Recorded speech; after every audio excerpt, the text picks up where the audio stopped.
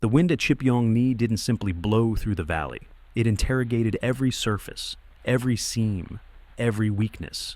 It found gaps in wool coats, loose canvas flaps on tents, unsealed edges of foxhole roofs hastily constructed in frozen ground.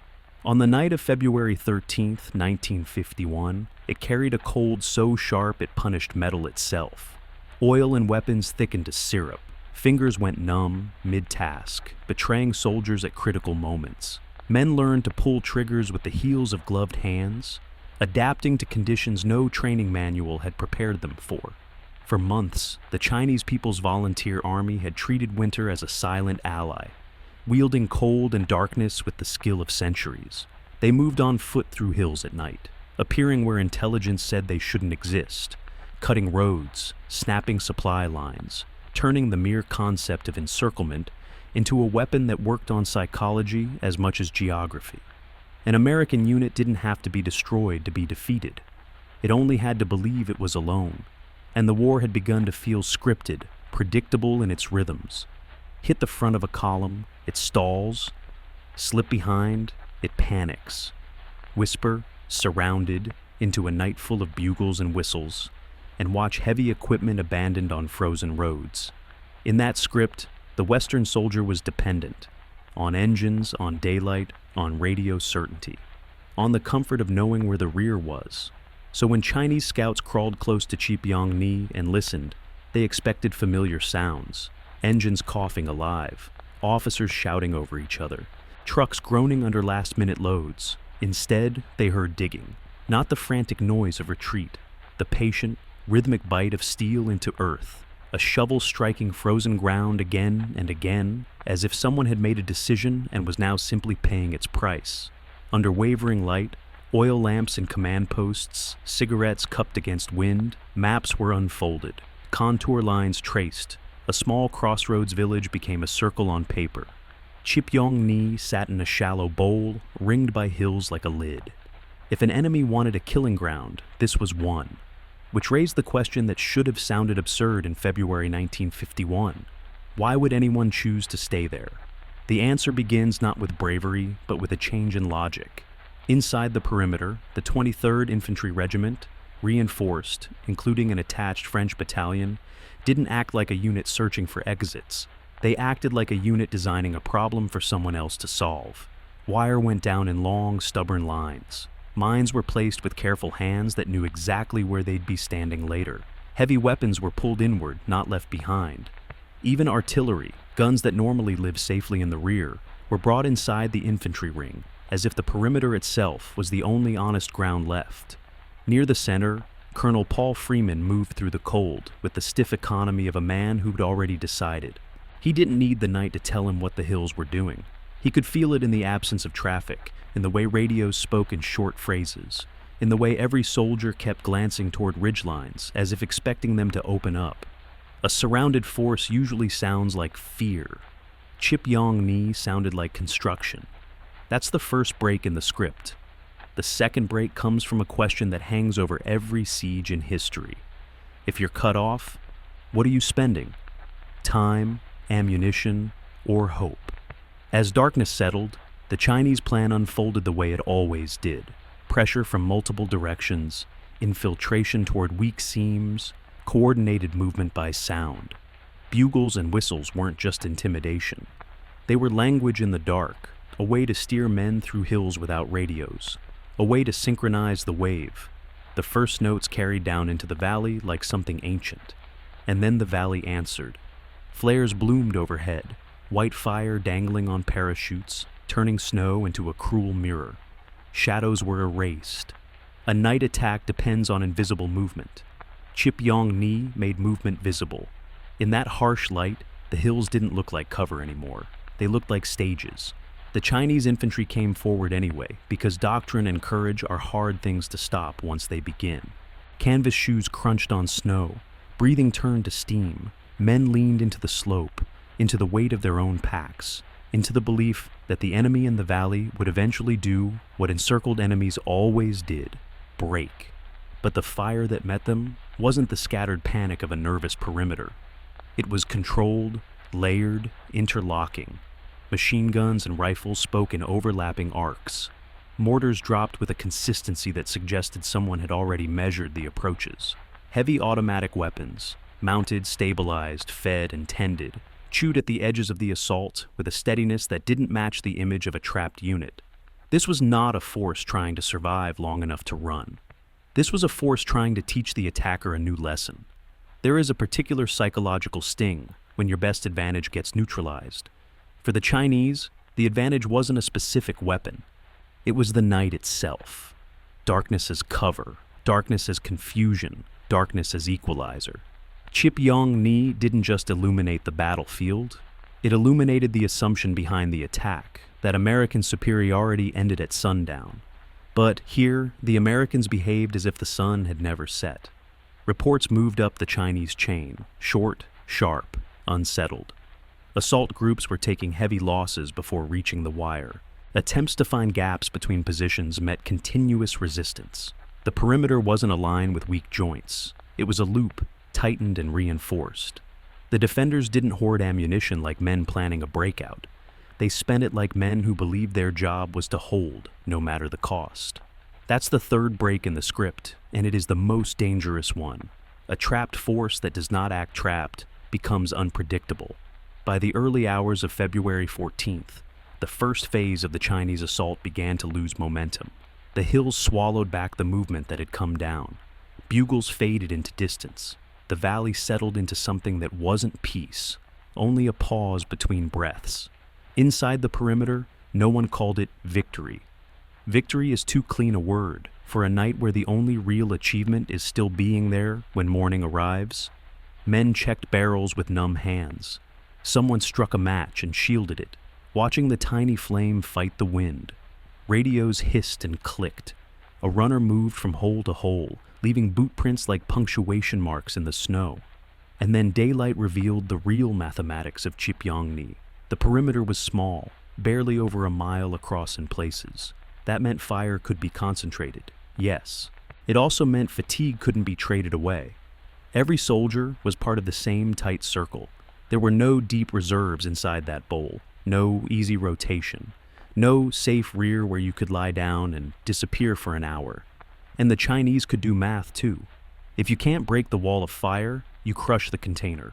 From the hills, observers could see the shape of the defense. They could see which high points mattered. They could see that one sector, one seam, connected the French positions to the rest of the line. A small rise. A piece of ground that didn't look dramatic on a map, but in a siege, the unglamorous points are often the ones that decide everything. So, the question shifted, quietly, decisively, not, why are they staying, but how long can they last? Because no unit can spend ammunition at that rate forever. No unit can keep a perimeter tight without resupply. And Chipyong-ni, by the classic rules of war, should have been a closed system. Except the Americans had another rule they were willing to bet everything on. If the road is cut, the sky is still open. Somewhere in that cold morning air, the low, distant drone of engines began to appear, faint at first, easy to mistake for imagination. Heads turned upward. Men squinted into the pale winter light. And the Chinese commanders, studying the valley and the stubborn circle inside it, faced a new possibility that threatened their entire siege logic. What if encirclement no longer meant isolation? What if the ring on the map could be fed from above? The day held its breath, because night was coming again. And this time, the attackers wouldn't need to solve the entire perimeter. They only needed to find the seam and force it open. By late morning on February 14th, the valley looked almost calm from a distance. Snow on rice paddies, low roofs, the thin smoke of small fires. But inside the perimeter, calm was a costume. Men moved the way exhausted men move. Efficient, automatic, slightly delayed, as if every decision had to travel through cold fingers and sleepless brains before reaching the rest of the body. If Chipyong-ni was a loop of wire and earth, its tightness was both strength and weakness. A tight circle meant concentrated fire. It also meant there was nowhere to hide from the work of holding it. Every foxhole was a front line. Every runner had to cross open ground that was, at any moment, one flare away from daylight.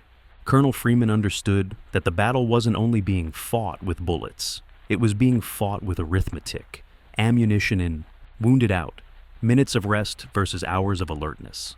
The difference between a position that looks solid and a position that stays solid is logistics, and by the traditional rules, a surrounded unit runs out of logistics first. So, Freeman asked for the one thing that would break the oldest logic of siege warfare. The road was cut, the sky wasn't. Around midday, the sound arrived before the sight, a low, steady drone that made men lift their heads as if the air itself had changed texture. Aircraft slid into view, boxy silhouettes against winter gray, and then the cargo doors opened. Parachutes blossomed, not troops, crates, a bridge built from above. From the hills, Chinese observers watched the valleys sprout dangling white canopies. Airdrop is a simple concept. Its implications are not. Encirclement is supposed to turn the enemy into a closed system. But if supplies can fall into the circle becomes something else.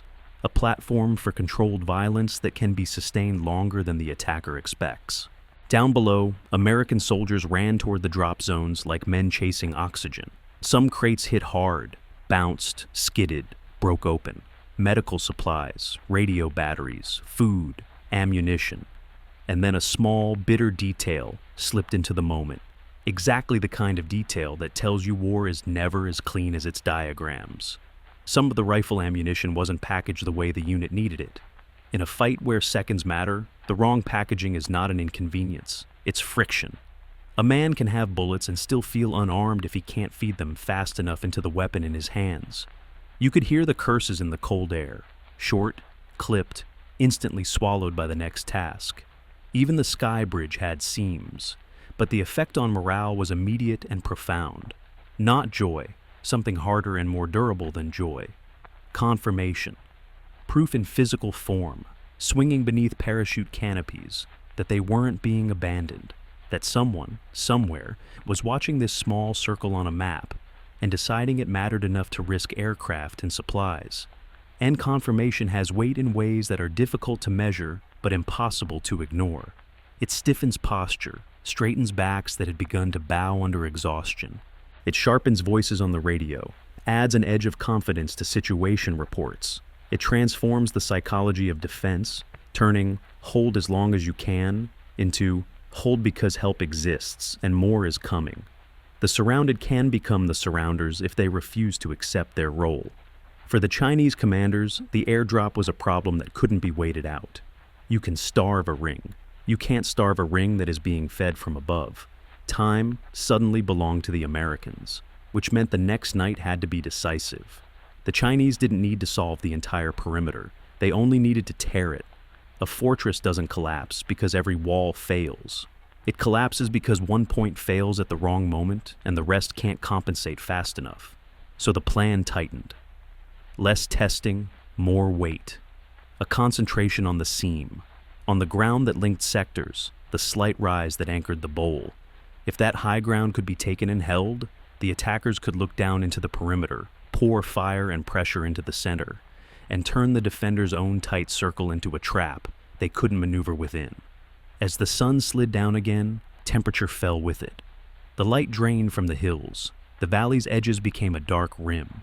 Men checked weapons not because they thought they'd forgotten, but because checking was a way to keep fear from finding a place to sit. In the French positions, voices carried in a language the Americans didn't always understand, but the tone needed no translation. In the American holes, there was less talking now, too much cold for speech, too much fatigue for anything but what mattered. Freeman had prepared for this part. The first night had proven the perimeter could hold against a broad assault. The second night would test whether it could hold against a focused one.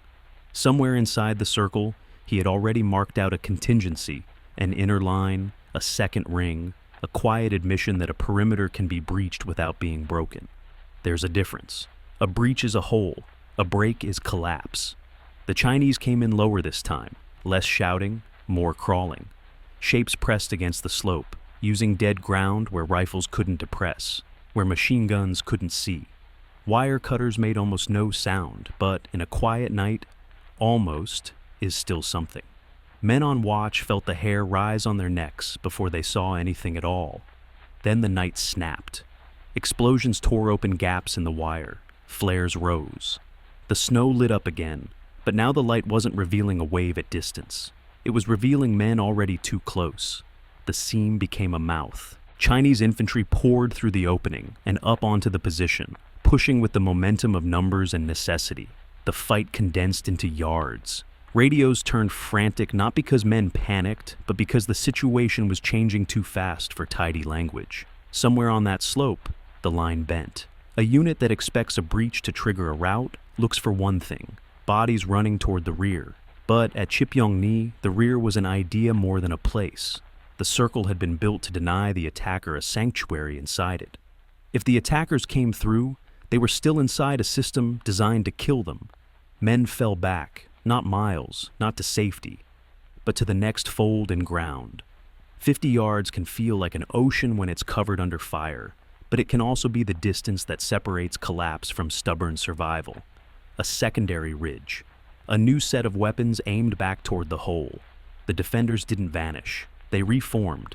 And the breach, so valuable on a map, began to behave like a funnel. Chinese troops who surged forward discovered that the perimeter did not dissolve into chaos the way it had in earlier months. They found themselves in a space where every movement was watched by someone, somewhere, where an inner line existed, where support weapons could swivel inward as well as outward, where rear areas contained men who had already accepted they were part of the fight. In a conventional battle, the center is protected by distance. In a siege like this, the center is protected by refusal. Freeman's staff worked by touch and habit. Runners moved, medics moved, ammunition moved, whatever form it came in. Somewhere, a map was being marked not with hope, but with reality. Here is the hole, here is the pressure, here is what we still control. The Chinese pressed because pressing was their only option, but the longer they stayed inside that circle, the less the circle felt like prey, and the more it felt like a machine with rotating teeth. Above it all, the sky began to lighten at the edge. Not day yet, just the first thinning of darkness, the moment when silhouettes become clearer and the promise of air power becomes a threat again.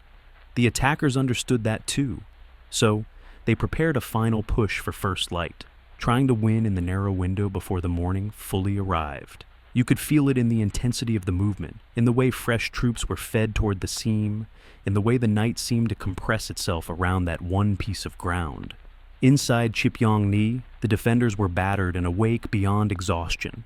The airdrop had bought them time, but time still had to be paid for in hours of alertness and minutes of fighting. Freeman's inner line held, barely. The circle remained a circle, scarred, dented, but still unbroken. And then, from the south, behind the hills, beyond the cut road, something new entered the soundscape. A low vibration, steady and heavy, like metal rolling over frozen earth.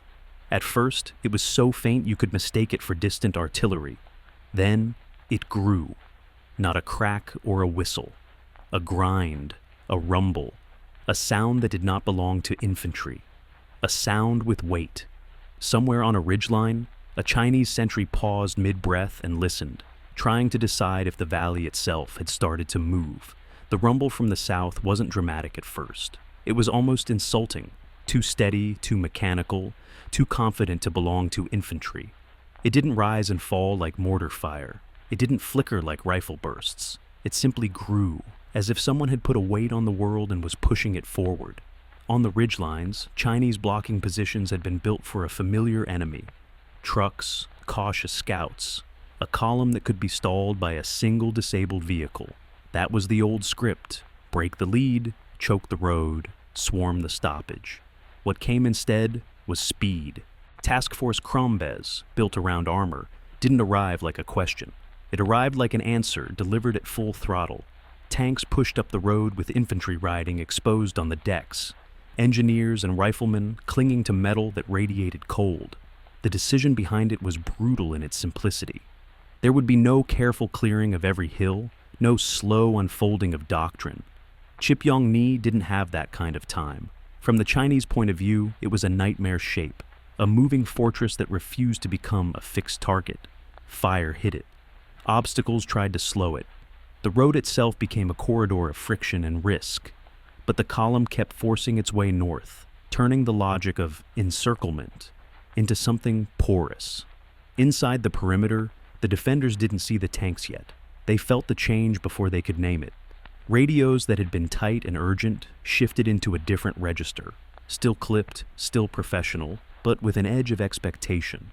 Men who had been fighting on reflex began to lift their heads. Someone said, "Listen." Someone else said, "That's not us." In the gray light before full dawn, sound traveled like a message. The Chinese had pressed hard through the breach because first light was their window. One last shove before daylight brought aircraft. One last chance to turn a hole into collapse. But that window was closing from two directions at once. The sky was brightening. And now the road, the thing they had cut to make Chipyong-ni die, was waking up with steel. A siege is supposed to be a tightening noose. This was becoming a vice. As the rumble grew louder, the perimeter's inner logic revealed itself. The defenders had never treated rear as safe. They had treated it as temporary. Weapons could swing inward. Men who weren't infantry on paper had already been absorbed into the circle's purpose. The French held their sector like a locked jaw. The Americans held theirs like a set of teeth that refused to unclench. Then the first tank silhouettes appeared, dark shapes moving against the pale slope, too solid to be mistaken. The sight did something that no flare could do. It didn't just illuminate, it reassigned roles. A trapped force becomes dangerous when it believes rescue is possible. An attacking force becomes fragile when it realizes it has been drawn into a fight that can be sustained longer than its own supplies and bodies can afford. The Chinese commanders had understood American firepower. They had respected aircraft in daylight. They had feared artillery when they were forced to cross open ground. But the deeper shock at Chipyong-ni was not a specific weapon. It was the system coming into focus. Hold the circle, feed it from above, punch through from the south. Encirclement wasn't being endured, it was being used. As daylight strengthened, aircraft returned. The valley that had been a night battlefield became a visible one, and visibility is unforgiving. Chinese units that could dissolve into darkness now had to move under a sky that watched. The pressure that had been building toward a final push began to leak away into a different instinct: survival. Withdrawal is not always panic. Sometimes it's the moment a commander recognizes that courage will not change the equation. The fighting didn't end with a clean line on a map. It ended the way exhausting battles often end. One side stops believing the next hour will pay off. The Chinese pulled back into the hills, leaving the valley to the defenders who had refused to leave it in the first place. When the noise finally thinned, when the radios spoke less, when men could hear their own breathing again, the perimeter looked smaller than it had felt. A ring of churned snow, torn wire, knocked down earthworks, a few buildings still standing like stubborn witnesses, crates from the airdrop scattered and half buried, their parachutes tangled like dead sails.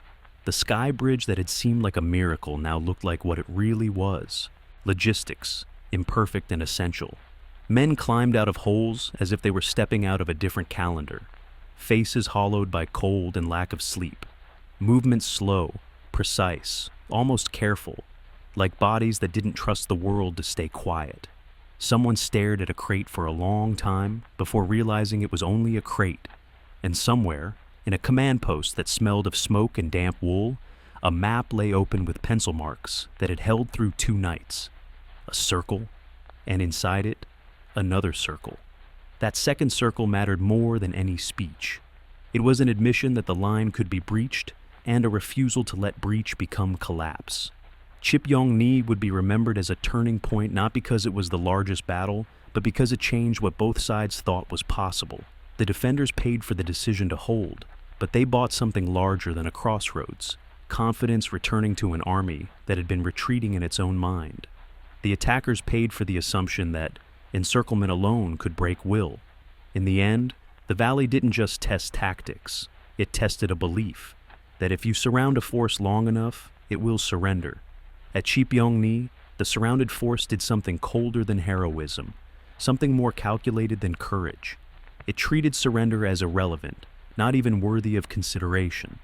It transformed the psychology of encirclement from a countdown to defeat into a test of will that could be passed.